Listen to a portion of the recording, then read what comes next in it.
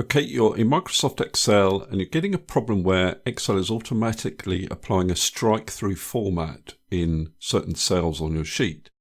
So for example, if I change this value here from 73 to 75, you can see that wherever I've got formulas in my sheet, I now have a strike-through format applied.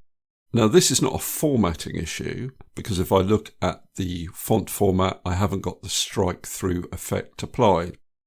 This is actually warning you that these formulas are stale, as in they haven't updated based on the inputs on your spreadsheet. Now to get around this, all you do is you go to Formulas, and then you go to Calculation Options, and then to Automatic.